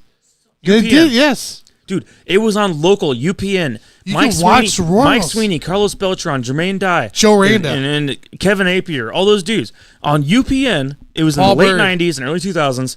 On every game was on UPN, and I loved it, man. I could watch Royals games if I wanted to. Also, SmackDown was on, but you know what I mean, like It was we had there. options to watch. But yeah, somehow last year, here I am living in the KC area, and You gotta it's go to Bally's. You gotta go to Bally's. impossible to find the game. Guess what? Guess Yeah, what? dude. I watched the Royals either when they were free on YouTube, or I was in Milwaukee. That's the only time I watched the Royals last year. Now all of a sudden we got So Bally's. basically, We got think Bally's Bobby Casino. Witt's good, but we don't Tanner. really know. We haven't seen him enough. Yeah, I think Tanner would rather go to Bally's Casino than watch a Royals game on Bally's. I'd rather. Let's go to Bally's Casino. Actually, and watch yeah, it. you know what? You think they have the Royals games on at Bally's Casino? Probably Yes, not. Probably I think not. That'd be that's sad a if they did. requirement. Probably That's not. a requirement. That'd be pretty sad Probably if they did, not. and that's for damn sure. Bally's is bankrupt anyways. Are they really? Yeah. So where that new casino is going to change names? It's gonna change names again? Wow. So it was Flamingo, and then it was it something else? Ala Capri. Okay, so it was Flamingo, then Ala Capri, and now Bally's. There's nothing else left. Oh, Hard Rock. It's going to be a Hard Rock, dude. Now, if it's Hard Rock, Oh, yeah, it's going to be a Hard Rock, dude. No, they're not that that's- stupid. that- They're not that stupid. That's the whole reason why Prime That's a has. bad, That's dude. the whole That's reason a Prime has trash video this casino. year. It's because Bally's is all bankrupt and shit. Because they're part of the whole network deal that was part of beforehand. I'll tell you what, dude. Hard Rock does not have the balls to go down to that freaking. No. Oh, they wouldn't shit. want to. They don't but, have the balls to go. They'd down rebuild there. it. But though. they're going to be close to the KC Current Stadium over there. Maybe they feel like that's going to generate enough people to go over there. I don't know. Maybe I got it. Margaritaville. It could be a Margaritaville next. Well, they're already doing that out at Legends area. Legends. the Yeah, but Margaritaville. that's not even going to last. That's not going to. It's not even a casino. It's just literally the It's hotel. legit Margaritaville. It That's is, the hotel. but That's it. like that's Makes going to no last like sense. 3 years. It's the and dumbest just shit. Shut Makes down, no man. sense. That's Yeah, the I don't know if dumbest anyone out idea there ever. listening has heard yet, but apparently up at the Legends here in Kansas City, Kansas, they are building a Margaritaville, but it's literally just the hotel, not the casino. It's Margaritaville. That's it. So it's maybe Don't know yet. I don't. We're waiting on They might have a plans. lazy river. We're I waiting have on no plans. idea. Yeah. Last time I checked, they do should have a lazy casino river. paired with it. I don't know. They do have a lazy river. It's the same exact site as the Schlitterbahn that we had for 12 fucking years and never did Schlitterbahn. shit. So Yeah, did we get your head cut off? Yeah, Sorry. decapitated. Sorry. That might be too soon. Young boy said. I don't know if that's too soon or not, but sorry. All right, guys. Moving on to the last topic of the day. I think it's the last topic. We did not have a day of the day because the day of the day is the day before Valentine's Day, and Jason's got to get his dick ready for tomorrow. So that's why we're here today. But yeah, I figured you might have it's some good. NBA topic for us to go over. yeah, it's good that you're talking about the dicks because we're going to do a real or fake right now. Rapid fire, Tanner. So a lot of real teams in the NBA right now. that are vying for a championship, a lot of fake teams that you think are relevant but are actually not. So, Tanner, you're going to go rapid fire here. I've got 5 teams in the West, 3 teams in the East. So I want you to tell me if they're real or fake. Ready? Go. Go. All right. Minnesota Timberwolves. Fake. Why? Minnesota. They've never accomplished anything. They're just bad. They're first place right now, but they're not a team that's shown that they can win in the playoffs. They're not a team that's shown that they can have longevity into the playoffs. So I'm going fake. Totally agree with you on that. I mean, the Ant-Man is an amazing player. He's averaging 26, 5, and 5. He's healthy. That's nice. It's great to see. But that's the only guy they have. Like the other 2 guys on that team are Karl Anthony Towns, who you gotta rely on Gobert getting along with the rest of the team for the rest. Do you of the realize season. how old those guys are? Like Yes. Kat and Rudy Gobert. Like they're on the twilight of their career. So I totally agree with you on that. They're not going to do shit this year, even though they're the number 1 seed right now. So yeah, I agree with you, Mike. You going fake on the Timberwolves? Yeah, I'm going to go fake on them as well. I think there's a lot of other teams in that conference itself that stand out to me. So the Timberwolves, to me, are a team right now. They have a great record. It looks good on paper, but I think there's some teams there that are kind of catching up to them that I think are standing out a little more lately to me. All right, staying with the West, number 2 seed, Oklahoma City Thunder, 1 game back in the standings. Tanner, real or fake? Now we're talking about championships. Legitimate chance to win a championship this year. Real. They haven't even shown their full cards yet. They got so much depth out there that they don't even know how to use it all. And they just got Gordon from Charlotte, I think it was, or something like that. So like there's more even loaded here. So I'm gonna go real for Oklahoma City. Yeah, I totally agree with you. I would say they're the favorite right now. And I know that's not going to be I don't know if I'll say the consistent. favorite, but Not going to be consistent with real, the though. books, but they're my personal favorite right now because Chet Holmgren is their second best player, averaging 17 and 7 with 2.6 blocks on 54% field goal percentage. And I've told you guys this all year long. They have the best player in the world in Shai Gilgeous-Alexander. So when your second best player is Chet Holmgren doing the things that he's doing right now, absolutely, they are real. Mike, like the Thunder? It's a tough one for me. As I said, I think there's some other teams within that conference that are really building up at the moment, but I think they're real, but I'm not going to say that they're real in a way that I have expectations for them to make it all the way. But I think they're real enough to where they could find a way to get in if it came down to it. Yeah, and I agree with you on that. I mean, if you've got lower expectations on them, it's because they're a younger team. You know, outside of Shea, they're a very young team, and so I totally respect that. So, third team here, L.A. Clippers. Tanner, real or fake? I'm going to go real. I think the team chemistry is where it should be, and in order to be a championship quality team, the Harden trade actually worked out way better than I thought it would actually work out, considering the start that they had, and the depth actually isn't that horrendous as I thought. So the team chemistry, everybody kind of being on the same page and just looking to win. I'm going to go real in this one.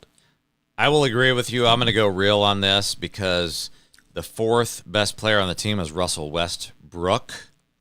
I used to call him another name, but I refrain from that because I totally respect the player. He's averaging 11, 5, and 5 with a steal per game on only 24 minutes per game. So if that's your fourth best player, and you've got James Harden, I've also refrained from calling him his other name. That was impressive. Because he started to play 17, 5, and 8 on the season. This when you look at these guys, this is an all-star team. If they're healthy, to me, they should be the favorite. Like, even beyond what I said about OKC, on paper, this is the best team in the league. Kawhi is just doing things that you can't even dream of. Averaging 24 and 6 with 2 steals, the claw. Paul George. I'm one of the biggest Paul George haters, if you want to know the truth. I'm like, this guy he's been getting old for years. Like, he's too old. They're never going to accomplish anything. But I'm going real on the Clippers, and they're right up there. They're probably either the first or the second best team in the West. Yep, I'm with you. Well, I feel totally different about that.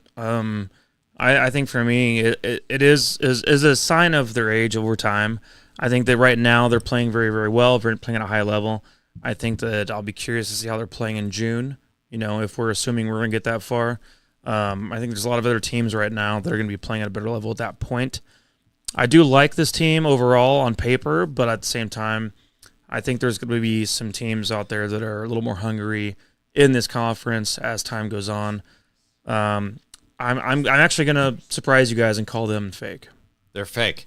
And I think that, like, the thing about the Clippers is like the common argument here is that they don't trust James Harden in a playoff atmosphere. Exactly. James Harden's never been in this role since Oklahoma City, where he kind of tanked against. That was like when he was super young. Like, nobody expected anything from Harden when they lost to the Heat way back in, what was that, 2012 or something like that? Something like that. So when you have Kawhi Leonard playing at a high level like this and Paul George playing out of his mind, James Harden doesn't have to do shit. So, like, I think that's the kind of the argument against the Clippers is, like, Harden's going to fold again. Dude, he's the third wheel on this team, so nobody has any expectations for him. So that's why I've got the Clippers as real. Next team, Denver Nuggets, Tanner. Real. You can't count out Joker. You can't count out Jamal Murray, Aaron Gordon. I mean, the list just goes on and on for that team there. I know they got no Bruce Brown this year, but a former Jayhawk is out there balling his lights out as well. So I'm gonna go real for Denver. Yeah, I'm going fake here. It's not very easy. Not easy to go back to back like Patrick Mahomes. Nuggets are not going to do that this year. I think that the loss of Bruce Brown is a bigger deal. I've said this since the preseason. It's a bigger deal than you guys think. Jamal Murray is averaging 20 and 7. That's kind of what he does throughout the course of his career. I just don't think that's good enough to get them over the hump this year. I think there are much better teams in the East and in the West. So I'm going to go fake here. They are not a contender, and I will be shocked if they go back-to-back and win back-to-back championships. Not at all. I still like them, man. I think they're real, mainly because of the main man himself, the MVP of the whole league. I think he's the best player in the entire league. Jamal Murray has not played his best up to this point, in my opinion. I've watched quite a few Denver games at this point, and I feel like he's not quite in his rhythm that we saw last postseason, where he was just on fire, it felt like. So to me, it's one of those things where I think Denver still has that in them. I think they're figuring themselves out at the moment still. But I believe in what they have to work with, and I believe in Jokic to prevail when they need him to prevail. I'm not going to say they're going to win the championship by any means, but I believe they are a true championship caliber team this year. All right, last team in the West, Phoenix Suns. I'm going to go real here, even though they are 6 games back of first place. Brad Beal, I feel like he's still ramping it up. He missed a big portion of the season, but in the last 2 weeks, Brad Beal is averaging 18, 4, and 5. Durant, 28, 7, and 6 with 1.3 blocks. Durant's actually playing defense right now. We all know what Devin Booker brings to the table here. The Suns are for real, and I feel like it's just I don't trust the Nuggets, Like, I'm not high on the Nuggets. Clippers are great unless somebody gets injured. The Thunder are still young. The T-Wolves are still young. The Suns are for real, guys. And I don't know what you guys think about this, but they have the most experience, in my opinion. So they're definitely not faking this year. They do got the experience. They got better depth coming into play, too, this year than they had in the past. But they're still lacking playmakers off the bench. I really do believe that. So I'm going to go fake. Fake for Phoenix here. Going fake with Phoenix, okay. And for me, not just because Mike's a fan of him, but, it's legit because Durant's older. You got Beal, who's never really been in this situation. of going to a playoff. I mean, he's been in Washington forever, but they never really did anything. So, and you got Devin Booker, who knows how to do Devin Booker things. Nurkic is looking good. There's some guys that are looking really great, but can they be consistent enough? Can they go outperform a in-depth team like Oklahoma City, an LA Clippers, or a Denver Nuggets team? I don't think so. So I'm going to go fake for Phoenix. All right, Mike, he's trying to piss you off. What do you think about Grayson Allen and those boys over there? My only problem with what Tanner said was he brought up Kevin Durant's age.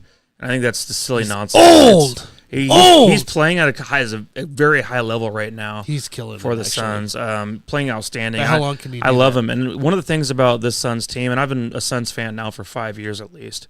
I know I'm a new age NBA fan because you guys know me about that. And the Suns have been my adopted team. And I've been watching, almost every game as a Suns fan. Not currently watching them. They're playing right now against Salt Lake City, I think. But for me, this team pisses me off less than any team I've ever seen as a Suns fan. This bench actually is better than the bench which we've seen over the last 4 years as Suns. And I'm really enjoying watching some of the improvements I've seen from the center. Tanner brought up Nurkic. And you guys know how much DeAndre Ayton would piss me off. And he would drive me nuts as a weak center, as he has been his whole career. And we don't have – I'm not saying Nurkic is outstanding by any means, but he's better than what we had with DeAndre Ayton as far as that goes. I think this team still does lack physicality. Yes. So when it comes to the Suns, we have a tremendous three-point shot. I mean, it's always going to be there. We got great shooters all over the place. But I think that we do lack some physicality. But at the same time, these guys are not going out there just playing like idiots. We've had guys in the past that are on different teams now, thank God, like a Jay Crowder, like a McCall Bridges that would piss me off sometimes. A Chris Paul. Who was the skinny dude we had for a little while? He'd piss me off quite a bit. It would come in and replace Chris Paul himself. Chris Paul himself. Oh, Campaign yeah. Used to piss me off. Got rid of his ass. Used to piss me off a lot too. So Chris Paul and Campaign both gone. I've really truly enjoyed the fact of Beal being on the team, as well as just the combination of how they're slowly trying to integrate each other. This is still a fresh team within each other. You guys remember obviously the Lakers or the Heat back in the day when it took them a while to get used to each other. I remember. You know what I mean? I remember when the Brooklyn Nets first formed. Kyrie Irving and Kevin Durant and James Harden, who actually played, 9 games together, 8 games together. Yeah. That entire stretch, which that's a championship team, but they never played together. And so, not to interrupt you, but I was just like, I know where you're going with that. And, you guys did addition by subtraction, in my opinion, by getting rid of Ayton and Chris Paul. Those guys were trash on that fucking team. They were. So, yeah, the frustrating guys, and like I said, Jay Crowder was one of them too. It was just a frustrating player to see on this team. It didn't make any sense either. So for me, it's like this team is actually still getting in their groove, getting to know each other a little bit. But I've seen now Beal has an astounding game. Kevin Durant has an astounding game. Yeah. And then Devin Booker will go out there and put up 60 points all of a sudden. It's like, okay, so we're seeing now we have multiple guys on this offense right now that can just go out there and just freaking let them have it. And so it's not just one guy running the things. And there is depth on this team, more than people realize. And I'm saying that because I've seen it now. I've seen enough games of this season to say that the Suns have good depth. And this is actually my favorite Suns team that I've watched since I've been a Suns fan. And that includes, obviously, the Suns team that went to the finals just a couple of years ago. So just putting it out there, you guys, I think this team is very much real, but they need more time, and you'll see it eventually develop. And they could be one of those teams to worry about as far as getting hot at the right time, as JG always likes to talk about. Yeah, and then obviously right now they're the number 6 seed, and that's where you want to be in the West because there's a lot of parity in the West, and if they do indeed peak at the right time, that's going to be amazing for the Suns. And anything there's a chance they do that. There's a chance they do that. It's a wild, wild West. We all know that Minnesota is not going to do anything. So you got the young teams versus the old teams, and so It's going to be interesting to see how this plays out. You brought up Grayson Allen, by the way, and I want to say I'm a big fan. Big fan of Grayson Allen. I've enjoyed watching him play. Dude, he leads the league in three-point percentage. You believe that shit? No, I do. Leads the league. And Devin Booker is top 5, by the way. So we got a couple of guys on this roster that can hit some threes. That front office for Phoenix did everything right. They did everything they can do, and if they fail, you know what? Let's go down with the ship. But they look great. So let's move on to the East, guys. 3 teams I want to know if you guys think these are real or fake to actually have a shot at the championship. You know what? Let's start out with the Cleveland Cavaliers because they are on fire right now. They're winning all these games. 9-1 the last 10. Donovan Mitchell, Evan Mobley playing out of their minds. Out of their minds. Are they peaking at the wrong time, Tanner? Or do you think they're contenders? You said it correctly. I think they're picking at the wrong time. This is not a championship team to me. And I'm going to go fake. Donovan Mitchell, I mean, this team's going to get out there. They're going to cause some trouble in the playoffs. But they're not a championship winning team. So, despite what they got there and everything going on, I just don't like to see what they have coming in towards June. So it's not even so much about them as the fact that it's just like the Boston Celtics are the best team in the East right now. Dude. They've been around for so long, and so many people are just waiting for them to get over the hump. I feel like this is their time in terms of at least coming away with an Eastern Conference championship. So totally agree with you.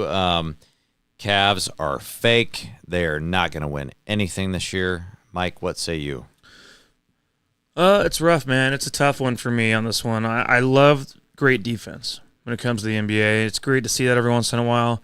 I don't really have enough firepower, but I do, man, right now they're on a 9-1 streak of the last 10 games.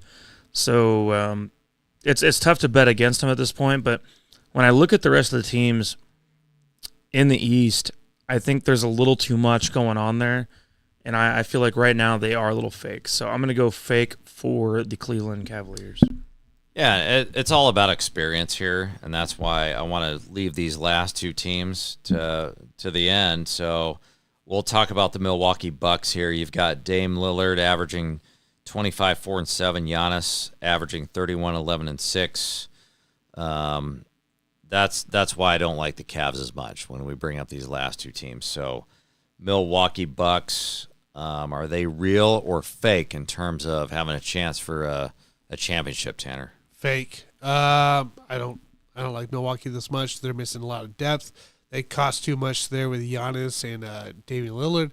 Did the coach change a month ago?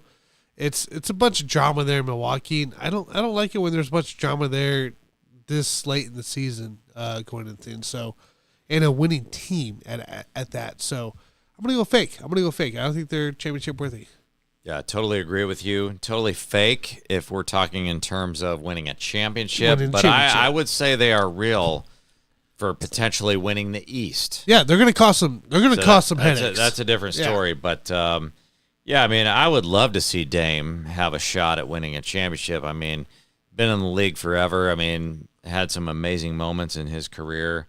Giannis obviously has already got a championship ring, but I'm going fake this year. There's too much firepower in the West, and that's why I would not make them serious contenders. So, Mike, what do you think about the Bucks? I won't give up on too easily. I still think they have some talent there they work with. I know Dame is there, which is great to see, and Giannis had a really good game the other day. We're still, he's not washed up by any means. I mean, the guy could still put it down. I know they're kind of going through a rough patch at the moment, but I think I don't want to be prisoner of the moment with the Bucks. I think that just because they're going through a rough patch at the moment doesn't mean I should think that they're going to suck all of a sudden the rest of the season. For me, the Bucks are still very much contenders, and so I'm going to give them the contender label at the moment. All right, guys, last one, Boston Celtics. Jason Tatum having an amazing year, averaging 27, 8, and 4. Jaylen Brown a little bit down compared to last year. He's like 5 points per game down versus last year.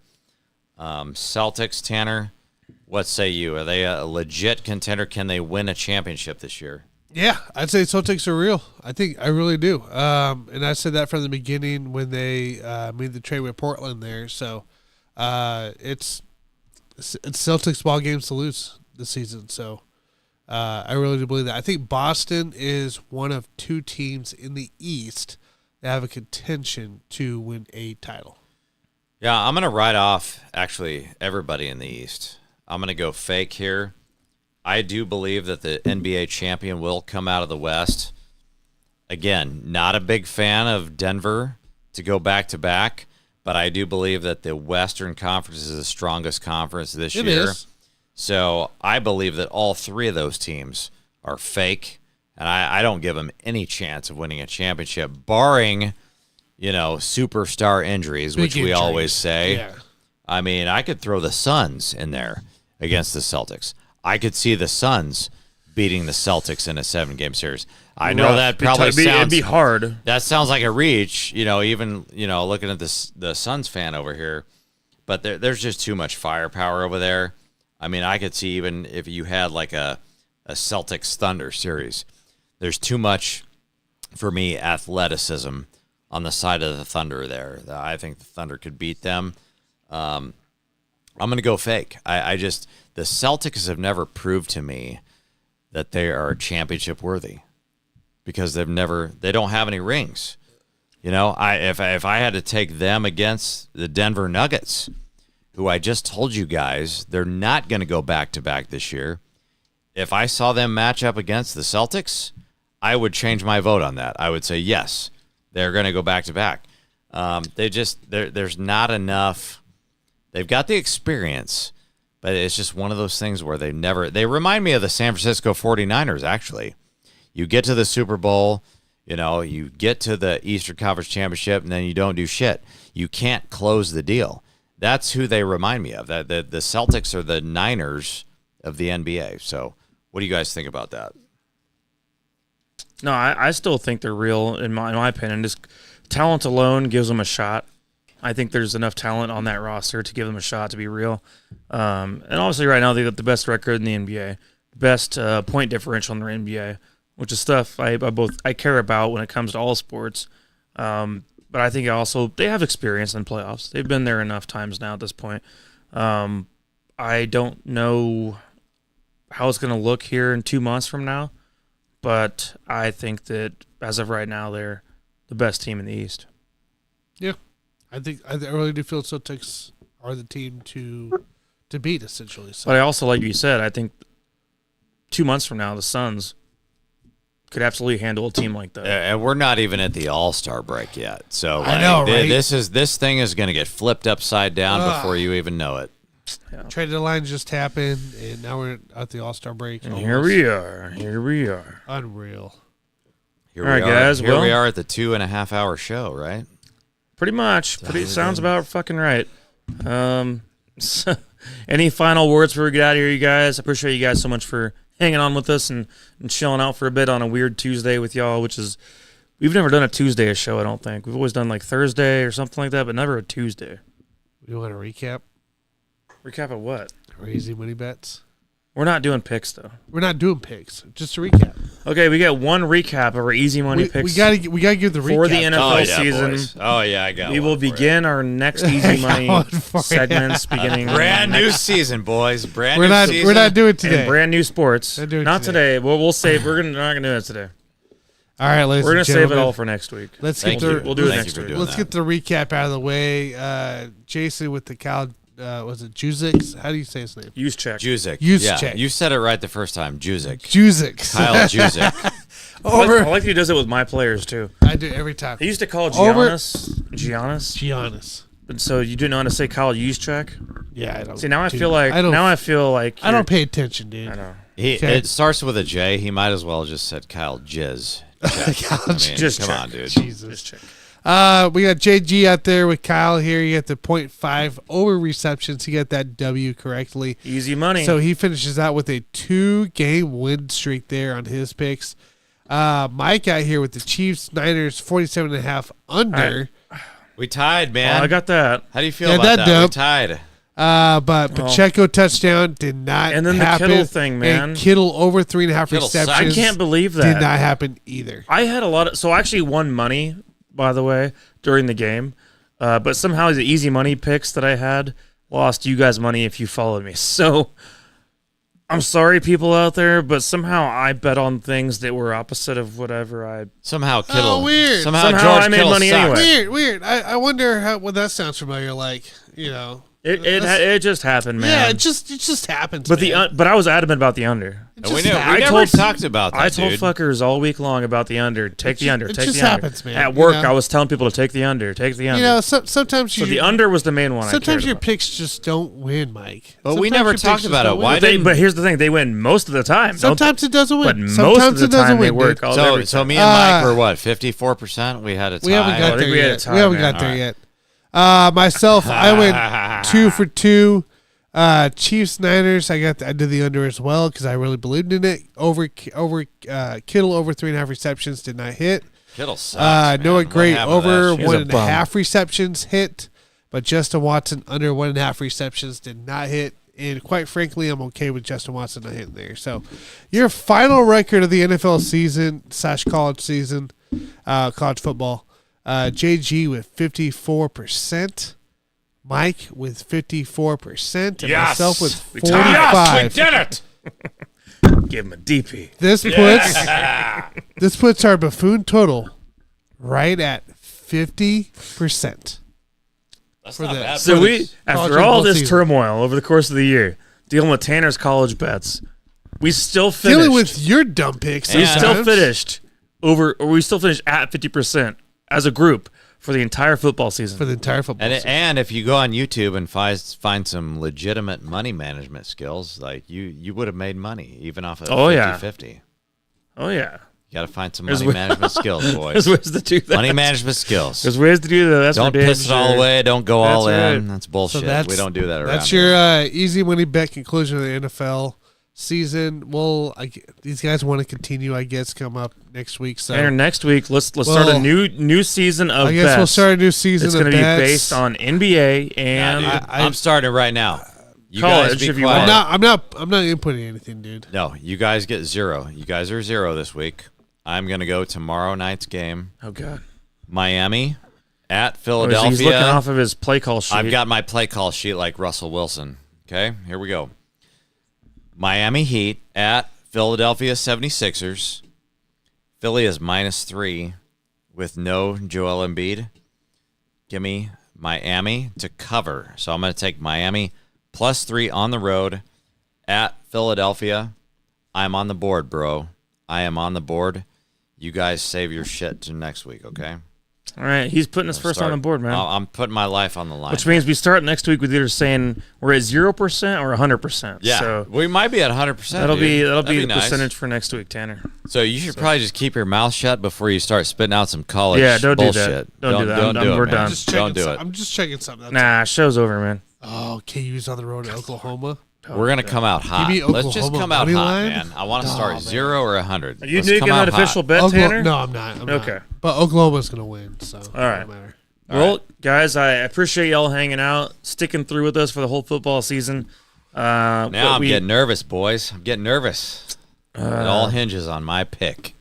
By the way, the parade is tomorrow, so those of you out there going, Yeah, have a wear lot your of fun. diapers, boys. Wear your Please diaper. Wear your diapers. If you can smuggle in some liquor, there's ways to do that. Boys so. and girls. Girls need diapers too. But you know, do not break the seal. If you break the seal, you're done. you'll be breaking the pants. Or because if it's you gonna wear be a coming diaper, out. if you wear a Guys, diaper, you can just so- break the seal whenever you want. Probably. There's plenty of bathrooms there when I was I there don't know, last man. year. Plenty of bathrooms. I don't know, man. I Be think you're in trouble if you smart. break the seal out there. Be smart. Just know where you got to go. Be close to where you got to go. You're fine. It's gonna be a struggle bus. I promise. I don't know, man. Struggling. I don't know. Struggling. Anyways, I guess we're all working tomorrow, so that's what we're doing. Watching on our phones or the TVs or whatever else is around us. Yeah, at the watch it moment, on your so- laptop. Then you don't have to wear a diaper, bro. You could go, dude. You know what I do? You don't have to wear a diaper if you People, watch it on your damn some people fucking- hate this. Are you guys a phone pisser? I'm a phone pisser. Oh, I'm a phone pisser. I don't play volume. Whenever piss, I go so. take a piss, I'm always swiping, swipe. Like, You know what? Like That's with interesting. when you're in a public toilet setting. Oh yeah. That is so Oh yeah. weird. I don't give a dude. shit, dude. Whenever I go take a piss anywhere, That is I'm on so my weird. phone swiping and I got respect for other This people. might be the 5th time we've ever agreed on something. I only do that with number 2. I never do it with number 1. Well, I got respect for other people that's So, other I never stalls. swipe part of my my phone with number problem 1. is I do this as a challenge to myself because I learned my lesson. You one do it day. with number 1 and number 2, don't you? Number 1. Now tell the number truth. 1. Tell the but you want to truth. know why? I do this on purpose. It's a challenge. It's a challenge to myself because one time for the Super Bowl, I came over here to Tanner's house.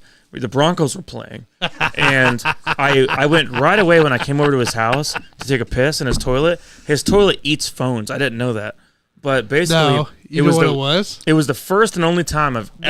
ever. JG, do you know what this was? You know the whole reason he dropped his phone in the toilet? I was drunk, so I probably don't remember no. that, but please go on. Tell us what happened. Previous night, my brother raked his phone into the fire pit. Fire pit. And so Mike was making fun of him beforehand, and then he goes into the toilet like directly after that, Oh yeah. and then he drops his phone in the toilet. So it's karma. It was the Broncos versus was karma. Panthers Super Bowl or something like that. And so it was my first and only time I've ever in my entire life, Super Bowl 50, by the way, that I had dropped my phone in the toilet. That was 8 years ago, if you think about it. And I do this now at the urinal on purpose to say, like Patrick Mahomes, when I make a mistake, I'll never do that again. Patrick Mahomes is that I do same. like that. Patrick I do Mahomes like is the that. same way, where if he makes a mistake, he will never make the same mistake twice. Because you so- punish yourself, didn't you? Well, You what were I- so pissed off at yourself that you got angry. Well, you know what I did whenever I dropped that phone Super Bowl 50? I'd already pissed in that toilet. I went fishing. I said, give me that phone. I said, give me that phone. I dug in my own. Well, but urine that was to before. get my phone out. At least, to be fair, that was before COVID, so you didn't have to worry about pulling some fucking virus out of there. Yeah, At well, at least that point, Well, I I was don't pretty know about clean. that I don't know, man. At that point, I was pretty clean. I don't know what was going on, but I was pretty clean at that point. But I was also, I don't know. It was one of those things. I was desperate. Good job, man. I was You desperate really? to grab my phone. You but put your hand in but a that freaking toilet? I Piss-filled don't know toilet. that I've ever done that Piss-filled before. toilet. It was a piss-filled toilet, and I grabbed it out, and that phone was ruined. It broke my phone. Yeah. That piss seeped in there and broke it. Well, here's the thing. Ever Wow. since that happened, every time I go to take the urinal, I just think about that moment from 8 years ago, and I tell myself, I'll never do that again. I'll never do that again. And you know what I do? I take care of business, and I've never once done that again. Makes me feel like I'm Patrick Mahomes, never making the same mistake twice, feeling like you can conquer your mishaps over the course of your life. So, Yeah. my I God. don't really have any sort of rebuttal for that. I'm just kind of I'm in awe right now. I didn't know that people. I never knew that people actually stuck their hand in that All right. toilet. But All right, ladies and gentlemen. good job, man. Make sure, yes, give us a like, subscribe, and follow as well. We got more content coming outside of the NFL season. So we'll see you in 8 days, guys. Come on, boys. Woo-hoo. Outro. Hey. Oh, oh, oh.